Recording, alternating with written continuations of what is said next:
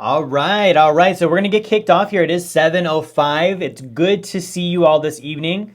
I have a couple greetings in the comments.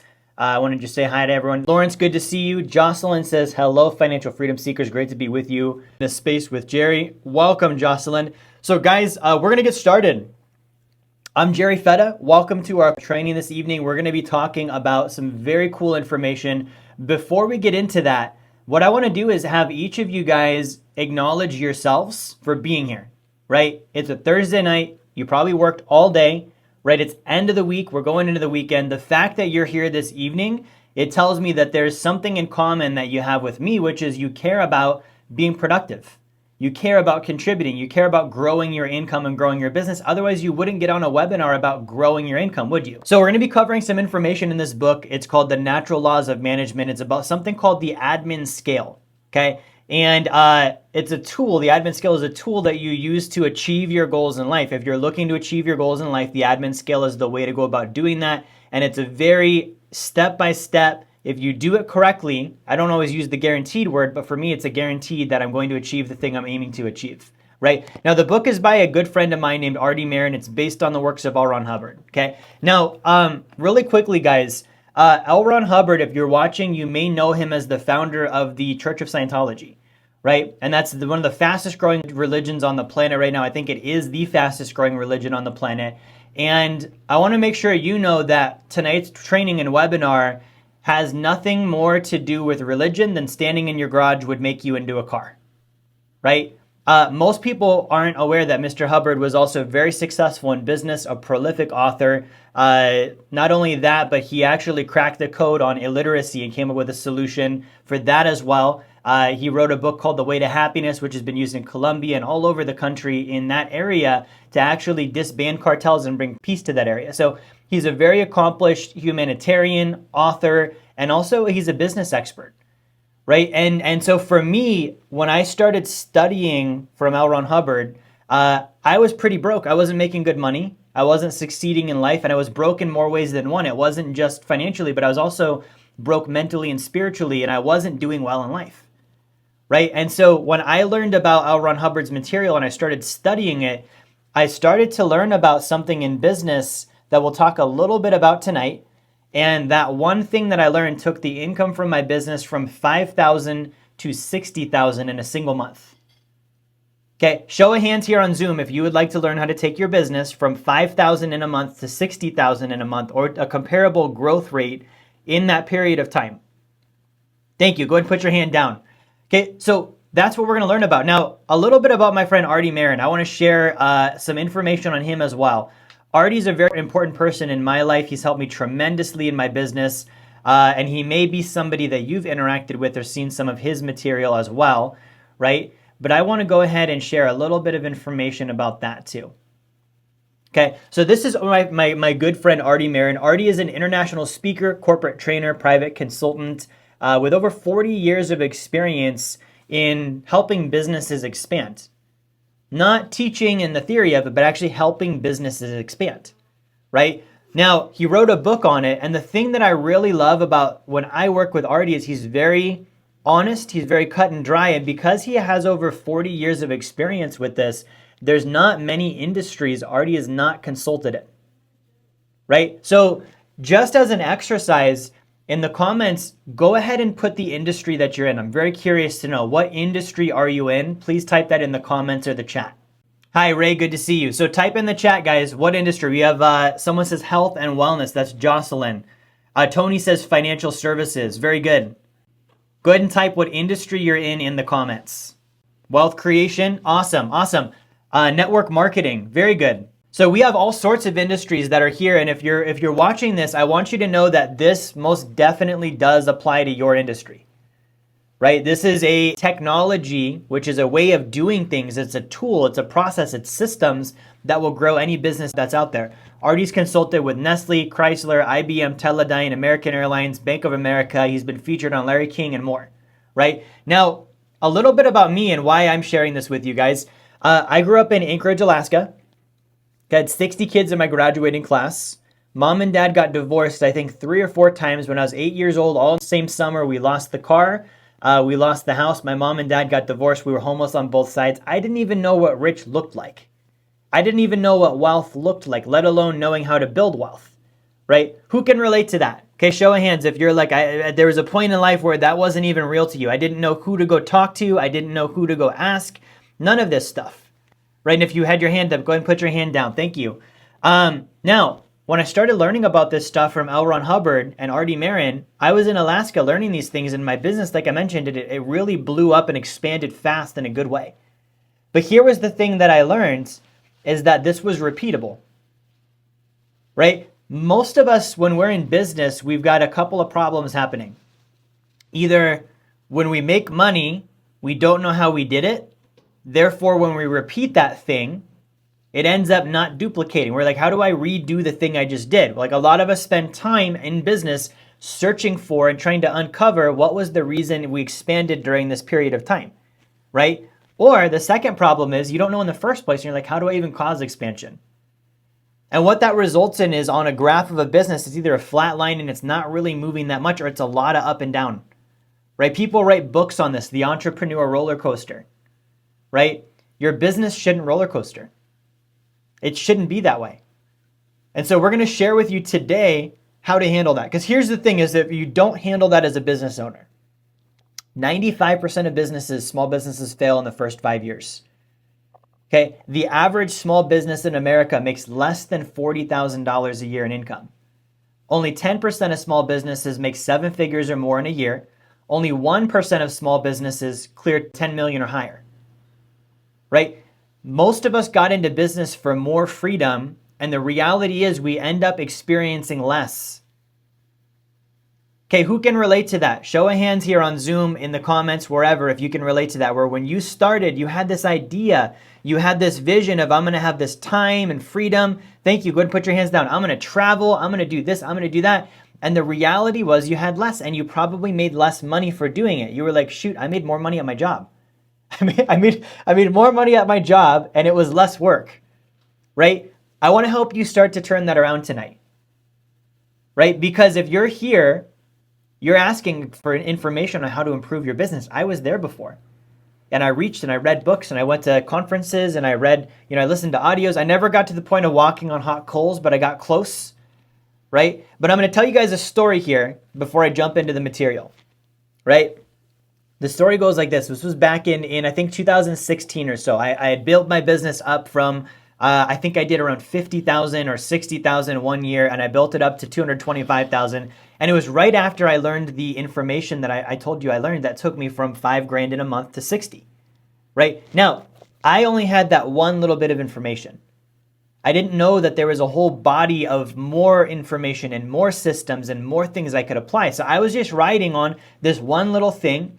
This was my little silver bullet, my gold nugget that I learned, and it helped me grow my business, but I had topped myself out, right? And we have to be honest also, learning one thing that takes you from doing like 50, 60 grand to like 250 in 12 months, that's a pretty good one thing, right? If I don't say so myself. And I want to validate that, because sometimes we learn these little bullet points and then we were like, cool, but what's next? Okay, and so tonight I'm going to share with you one or two things. It's not the whole material. There's more. And I want to make sure you avoid what I had happen, which was I got the one thing, I ran with it, I succeeded with it, and you very will have that happen. But there's more to it than just that. Okay, so I had this thing, I was capped out at like 250,000. I went to a conference. Okay, it was a conference that had nothing to do with R.D. Marin. It had nothing to do with L. Ron Hubbard. It was a conference with a group that I was working with. And at that conference, they were like, you're not growing your business because of your limiting beliefs. Right? And I was like, that makes sense, right? My beliefs are limiting my business. So what they had happen was they had a guy come in with a bunch of 2x4 boards, right? Each of us got a 2x4, this 2x4 board. We each got a pen and a marker. And he's like, write down all of your doubts about your business on this 2x4, right? So I did that. I wrote down every doubt I had, every concern that I had, everything that wasn't working. I wrote down on this 2x4 piece of board, right? Now, the next thing that had happened, and I kid you guys not, a karate instructor entered the room. And each of us proceeded to go up to the front of the room where we gave our board with all of our doubts and fears and limiting beliefs and gave it to the karate instructor. And they're like, we're going to teach you how to break through this board. I was ecstatic. I did it. And they were like, you just punched through a board that had all of your doubts and fears on them, Jerry. Your life is going to be different now. And I went home and guess what? Nothing was different except for the fact that I had a broken 2x4 on my shelf. I still had the doubts. I still had the fears. I still had the limiting beliefs. Why is that? Because I didn't have solutions. You don't need motivation tonight. You don't need a bunch of inspiration and yah and rah and get you jacked up. You need solutions. You need things you can take and you can go use them in your business. That's what we're going to deliver here on this training right now. Okay, now everything I'm going to teach you is going to come from this book. Okay, as we're going through this, I do want to make you guys aware. If you would like to grab a copy of the book, you can. And I'll put this up again at the end. Okay, you can get the book for free if you scan the QR code. If you've not read this, even if you have read this, this is one of those books that you're going to want to go through back and forth over and over, right? So you can scan the QR code. We're giving the book away for free tonight as a gift for you for participating. And I want to make sure you know that and that you can grab that. If you do that, I'll pull that up again at the end if you want to get through the material first. But this is something that you guys are able to jump into. Okay, so this training tonight is the number one way to control your income. The number one way to control your income. Now, there's a couple things I want to go ahead and do. I want to define a couple of words for you guys on these, right? The first one is control, right? The definition of control is the ability to start, change, and stop something at will. I'm going to repeat that. The definition of control is the ability to start, change, and stop something at will. So when we talk about the number one way to control your income, it's the number one way to start, change, or stop your income. Okay, now there's three options there. Two of them are good. One of them is potentially not good of the two. One of these three is definitely bad. Show of hands if anyone wants to stop their income. I didn't think so. Nobody wants to stop their income. That's the problem, is the income is stopped. It's not happening the way we want. When we talk about change, changing would be good if it's in a good direction, right? Not in a bad direction. We don't want to change the income to be lower, and we definitely want to start our income. We want more income, okay? So control means you are able to start, change, and stop your income, right? And the thing I'm going to share with you tonight is going to blend in absolutely with that definition, right? Now, the other thing is income itself. I want to give you guys the definition of income itself, right? And I'm just going to go on Google here. We're going to say definition of income. Google defines income as money received, especially on a regular basis for work or through investments. Money received, okay, money that you have got, it's in your account. The IRS wants a piece of it. That's how you know you had income, okay, especially on a regular basis. So the definition of income involves that it happens on a regular basis. It cannot be intermittent. It cannot be stop and go. It can't be once or twice. It needs to be especially on a regular basis, either for work or through investments, right? Now, I'm not going to talk to you tonight about investments. That's my other business, and that's a different conversation. I'm going to talk to you about how to build income through your work. How do you cause your work to generate income? Right? So those are a couple of the things I want to make sure we lay as groundwork this evening, right? The other thing here is that you may already be controlling your income. If your income is stopped, guess what? That's a form of control. You have stopped your income. You're exerting control over your income. Now, is it creating the result that you want? No, probably not. If your income is down, you are already changing your income. It was higher and you changed it and made it lower. You see, you're already controlling your income.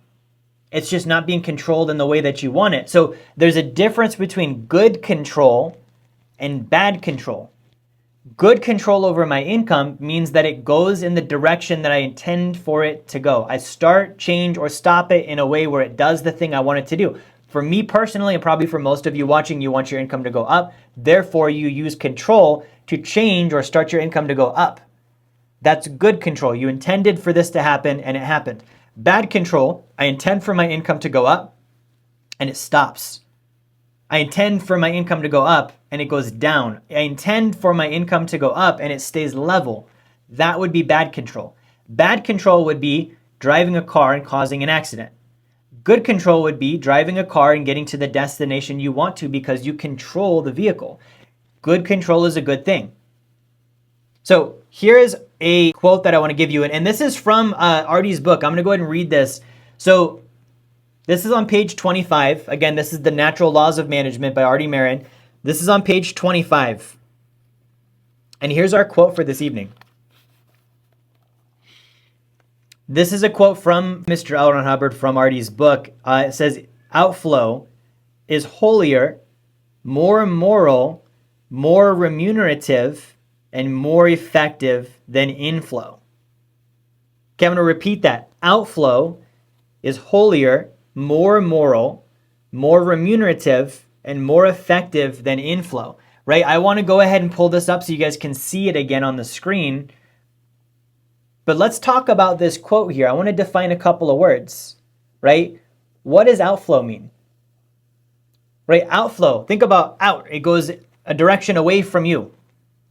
Okay, what is a flow? This is a very interesting one. I'm going to give you the definition of a flow because this is a very important one to understand. If you miss this, you're going to have trouble causing income to happen.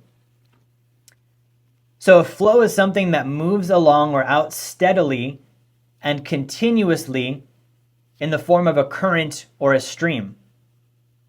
I'm going to repeat that definition of a flow. Moving along or out steadily and continuously in a current or a stream. Another definition of a flow, go from one place to another in a steady stream, typically in large numbers. Okay, so outflow. We think flows, and what do we usually think when we think of income and flows? We think about, oh, we need to receive money. We need the income. Okay, income is an inflow. It is not an outflow. You see what I mean? A flow, an outflow goes out away from you. It's coming from you and going to something else. The definition of a flow goes from one point to another in a steady, continuous stream, typically in large numbers. So it's not a outflow if it's coming to me. It has to be going away from me to be an outflow, right? It's not an outflow if it's not a continuous and steady stream. Right? So what are we getting at here? I want to read you a little bit more from Artie's book on this. So he goes into this, he says this on page 25, right? Natural Laws of Management. Most problems are really problems of exchange. People all too often talk about the inflow problem that they have. Not enough money, not enough customers, not enough sales, etc. They keep solving, quote unquote, solving their inflow problem, and it never solves. Why? It very obviously was never an inflow problem. It was a problem of outflow. You can't solve the wrong problem. Outflow governs inflow. Then he gets into the quote from Mr. Hubbard that we just read. Outflow is holier, more moral, more remunerative, and more effective than inflow, right? What is more moral? Think about that. We're talking about income here. Why would Mr. Hubbard be talking about outflow is more moral? Right? Well, from what Artie's saying, outflow causes inflow. More moral. Now, most of these things that we teach, especially when they're from Mr. Hubbard, these are truths that have been around forever. Okay? Who has ever heard, show of hands, who has ever heard the phrase, it's better to give than to receive? Right? That's outflow. Give is outflow. Receive is inflow. So when we talk about more moral, that's a pretty moral quote. Like religions use that. People use that to say, hey, you should be a good Samaritan. You should be more charitable. You should be more generous. It's better to give than to receive. That's a natural law, right? So that's what he says when it's more moral. Now, what does this word remunerative mean? Let's look up this word remunerative, right? When I first read this, guys, I went to a school called Houston High School in Alaska. There were 62 kids in my graduating class. I didn't know what remunerative meant. Okay. So remunerative, the definition of remunerative, financially rewarding or lucrative. Okay. So who here wants a financially rewarding and lucrative business?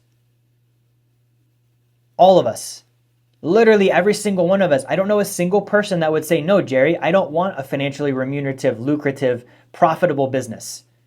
right? That's literally the problem we talked about at the beginning. Is as business owners, we get tricked into thinking it's a freedom game. Oh, you're going to be so free. You're going to be your own boss and do your own thing and be your own man, and you're going to have freedom. And it's like, it's actually worse unless you do this.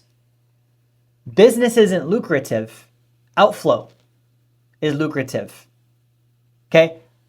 Lucrative means you make money. Outflow makes money regardless of the business you're in.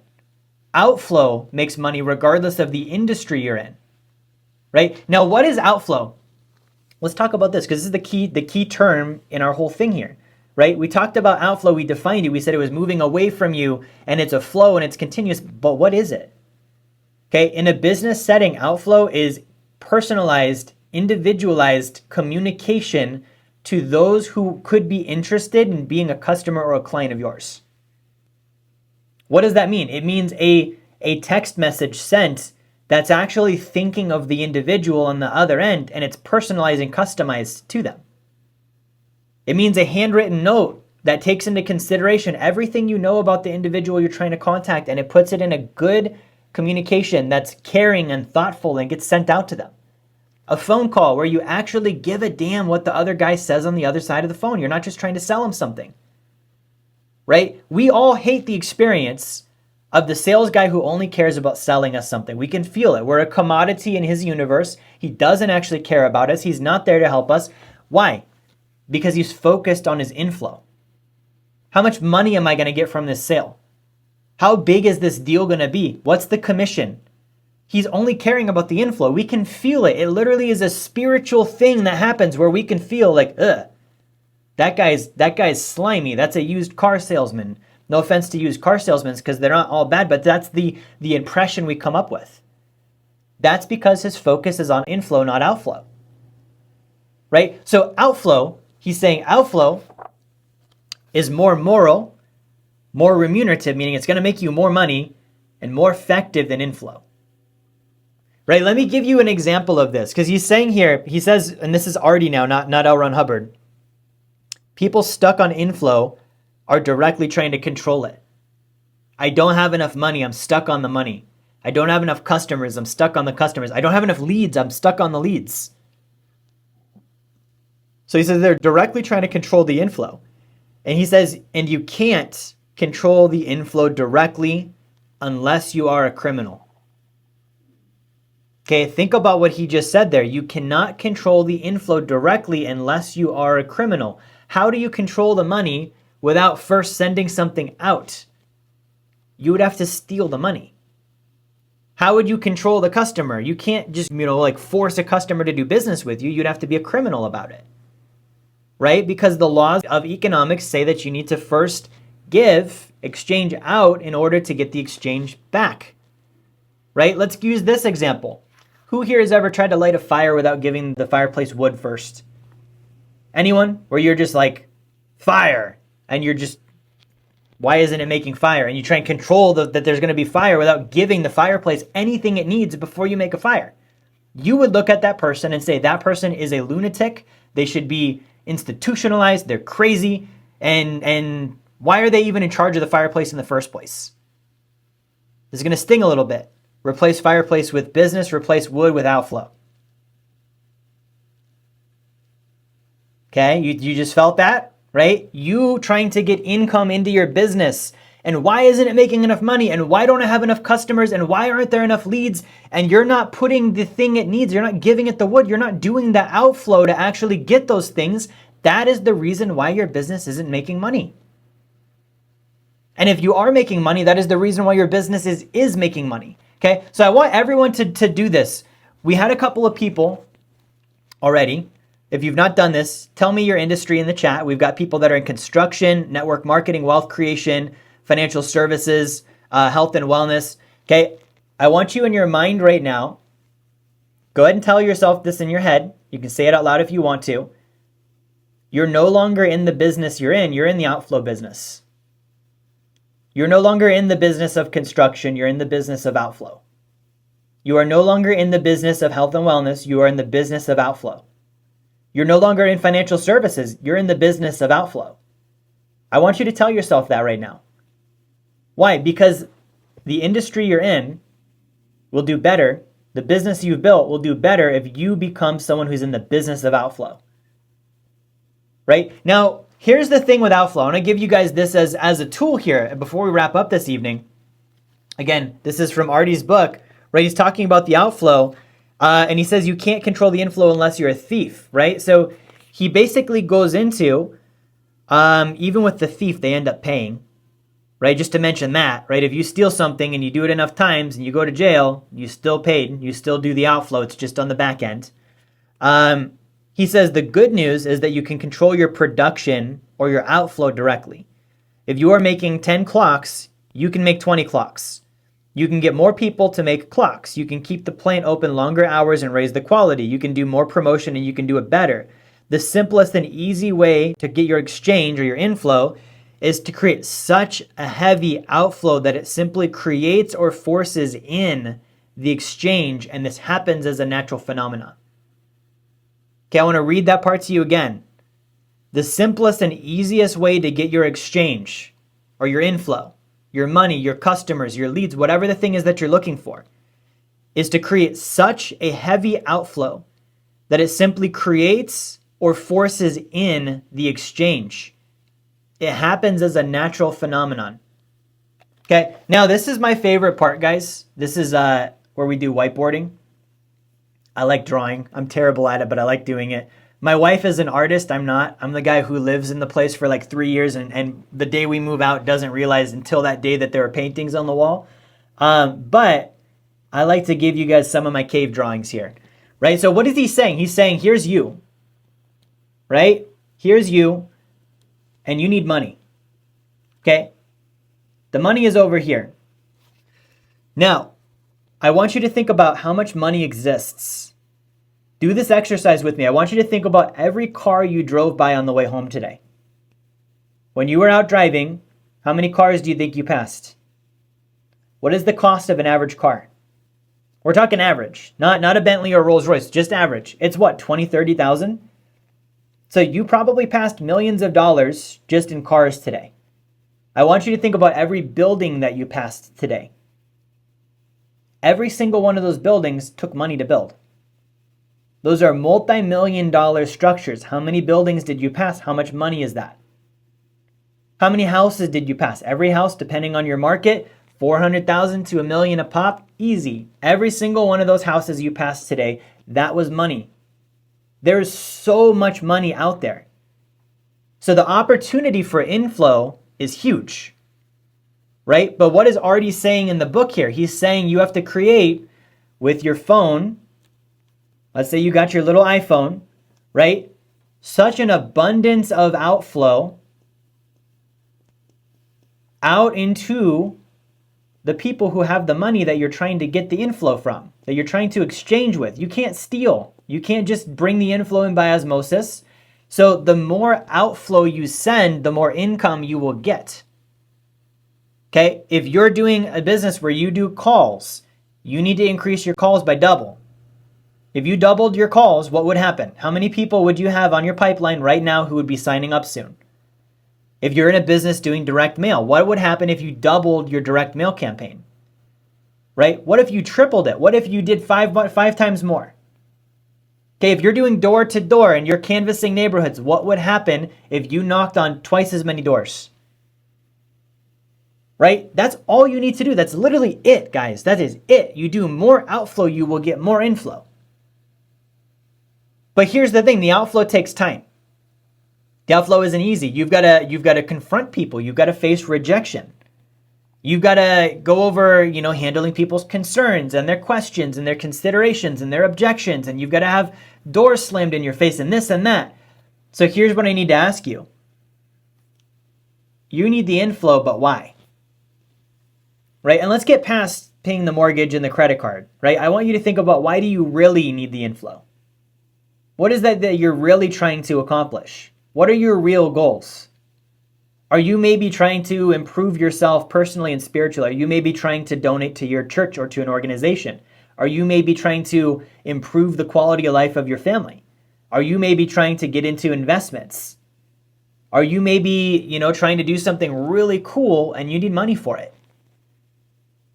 Is that worth having a couple phone calls hung up on, having a couple emails say, unsubscribe me off your list, please, having a couple of awkward conversations, not knowing what to say in the moment. Is that worth that? Okay, because if it's worth that, the outflow should be done, right? There's no excuse at that point. You're telling me this is worth it. I want to do this stuff, right?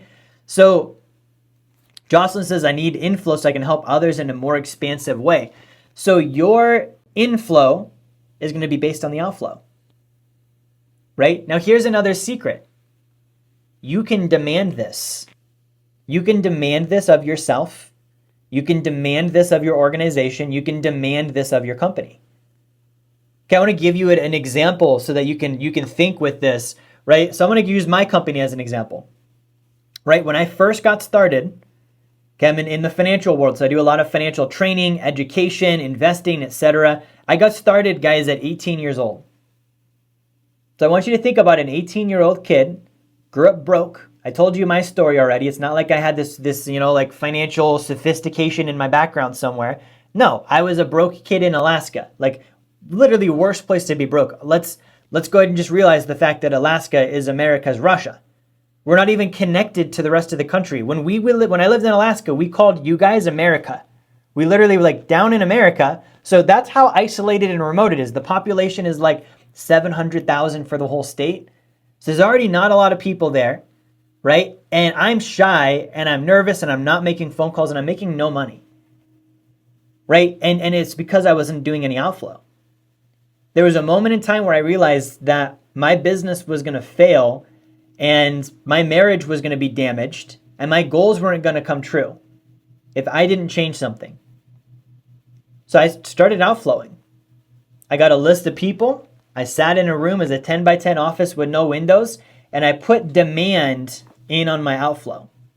Okay, do you guys want to know how I did that? I moved from Alaska to Minnesota. I knew nobody. I had a few $1,000s in my bank account. I didn't have a car. I bought my apartment for $600 a month sight unseen. I had a 10 by 10 office with no windows, and I had about a month to make it happen.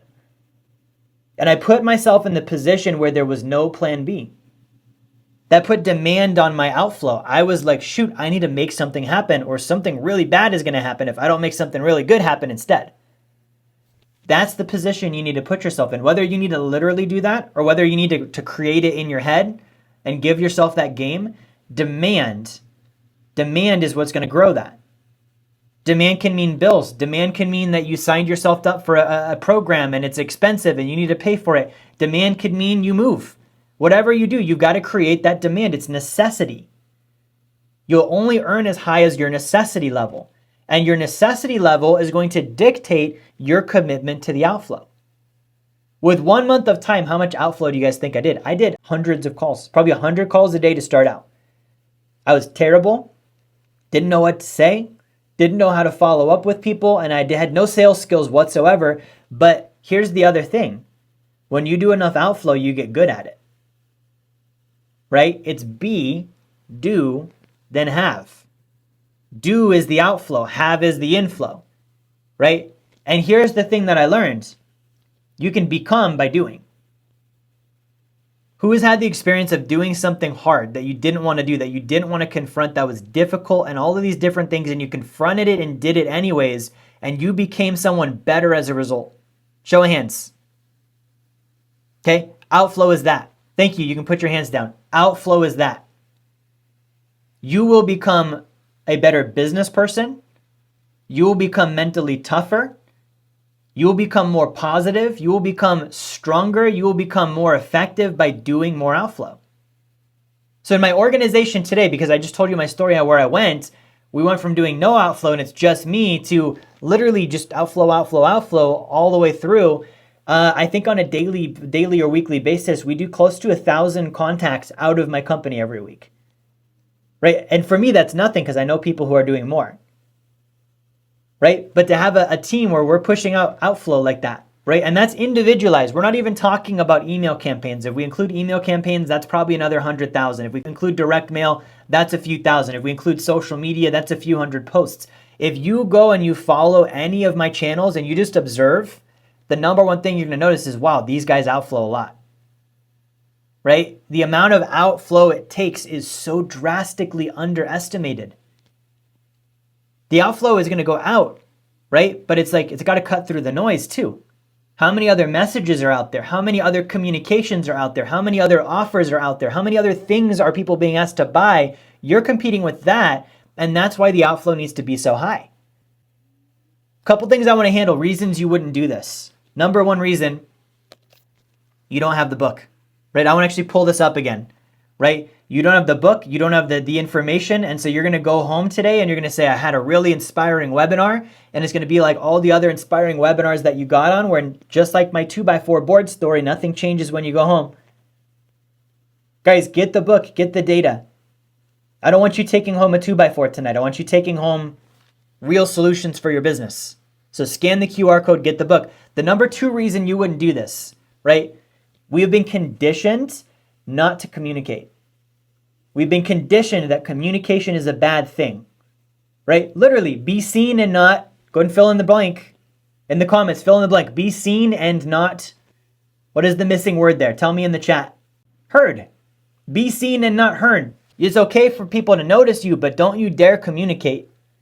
Don't you dare outflow, right? What happens when who's been in business when you get started and you're starting to call your friends, you're starting to call your family, you're starting to post on social media more about business and less about other stuff, and people start protesting.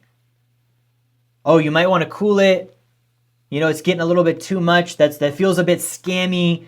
You know, nobody wants to know your business. We'll ask if we're interested. You should really keep that on your business page.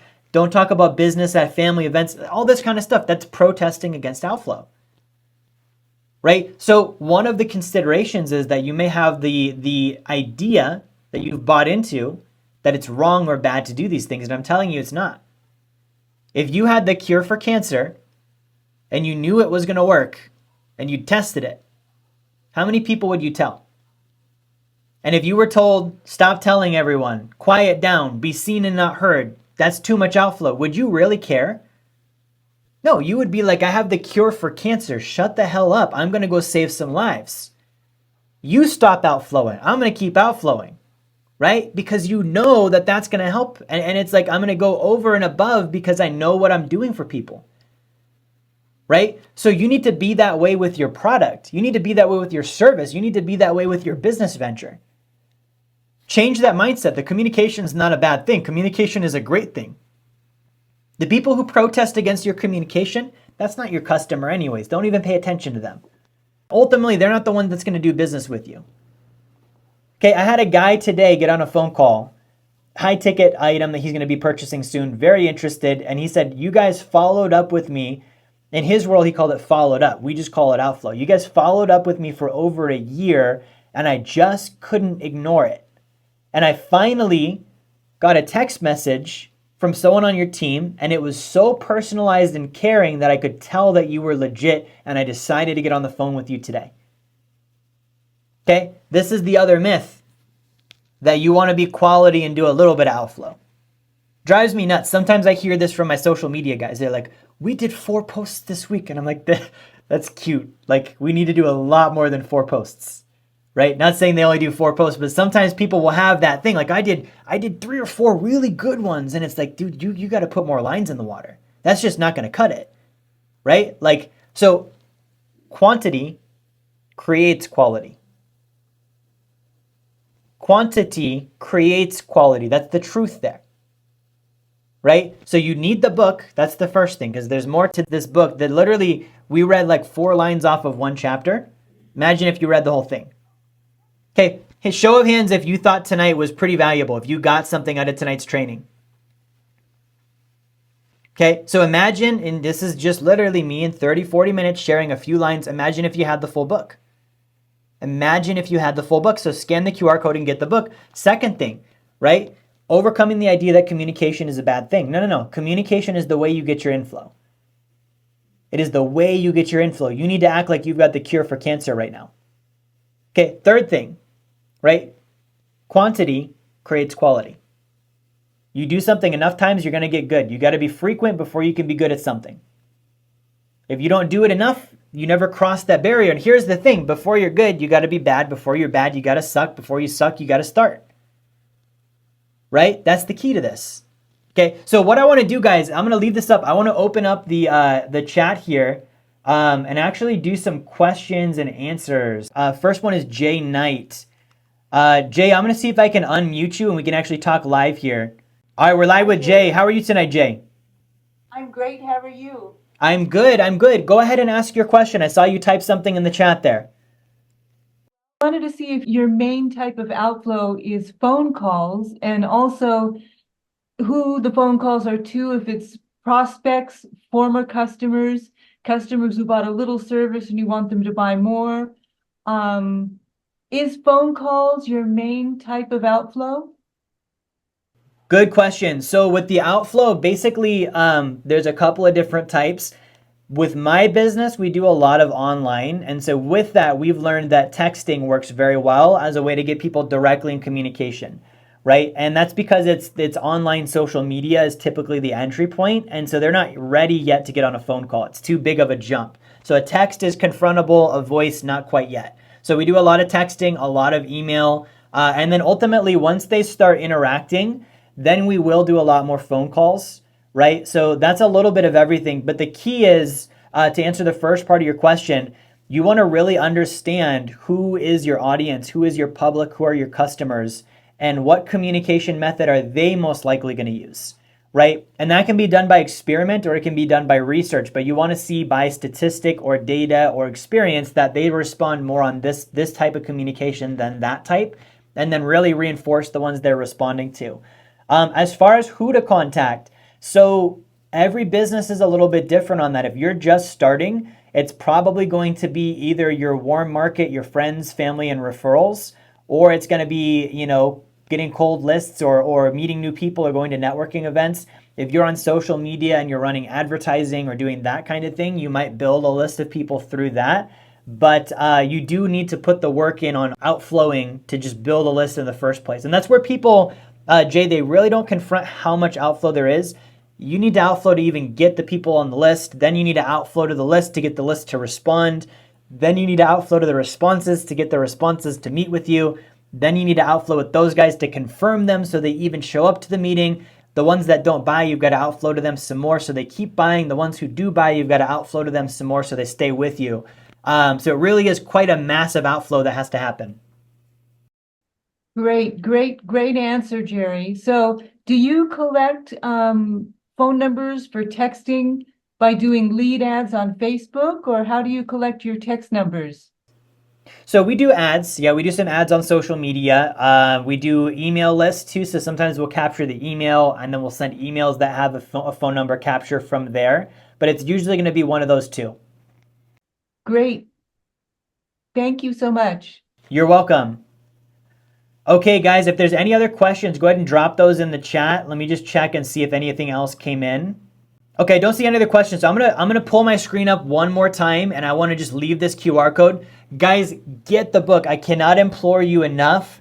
This thing is gonna be life-changing. I've been in business since I was 18. I turned 32 last month. And I reread this book again last month, and there was a few things that completely changed my business once again. So read the book. The material this is based on, just so you guys are tracking with me, the material from L. Ron Hubbard that this is based on, there's literally volumes and volumes of that. I have them on my bookshelf behind me. I think there's 1, 2, 3, 4, 5, 6, 7, 8, 9, 10, 11, 12, 13, 14 volumes that I have full of business information from L. Ron Hubbard. That's good. And I have that because I'm a student. I like to study. For someone that needs the field manual, this is it, right? If you're like, I don't want to pick through 14 volumes and I just need what I need so I can take the main bullet points and go in, that's what the book is about, right? So start with this. Definitely do the book. If you have the 14 volumes like I do, dude, I get it. This thing still helps. Okay, there's certain times where I'm like, I just need that one little line, that one magic little line. Great, Leah said she's getting the book. If you grab the book, let me know in the comments. I want to give you a shout out. Go ahead and let me know. Got the book, getting the book. Let me know in the comments so I can shout you out. So far we have Leah. We have Francisco as well. Let me know who else is getting the book. Francisco, he got the book in Spanish too. So if you want to get it in Spanish, you can get the book in Spanish as well. Jocelyn getting the book. That's awesome.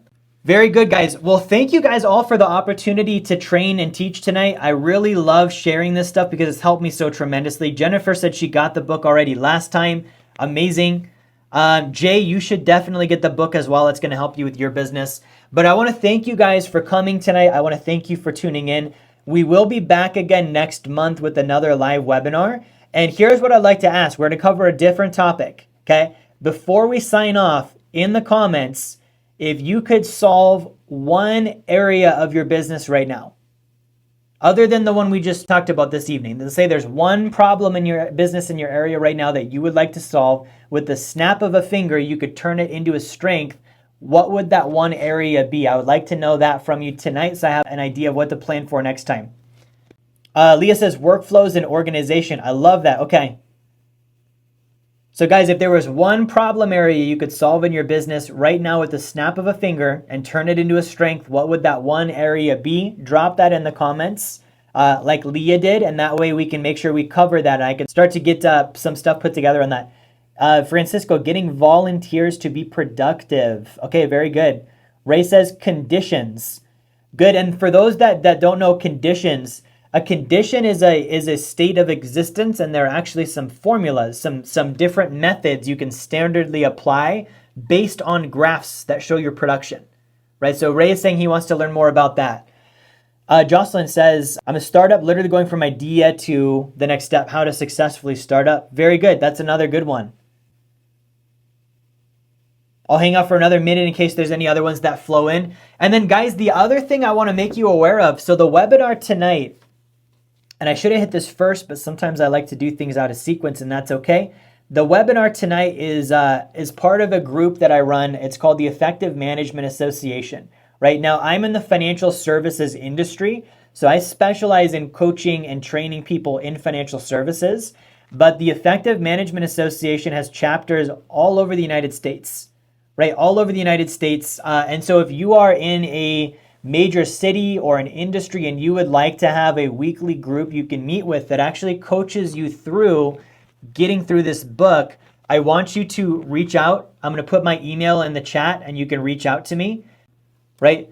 And if you're interested in joining an Effective Management Association where you can get community, accountability, and actually start to put in all of the stuff we've been talking about this evening and scale your business with a team, right? Let me know in the email, send me an email, and I'll be able to hook you up either with our group. If you're in the financial industry, I can hook you up with our group, or I can get you connected with a group that's either in your industry or in your city, because we have a ton of these Effective Management Associations all over the United States. Okay, Larry says, handling backlogs. Lawrence, thanks for tuning in, bud. I'll see you later. Ray says how to pick the right stats to track. Very important one. That's a great one.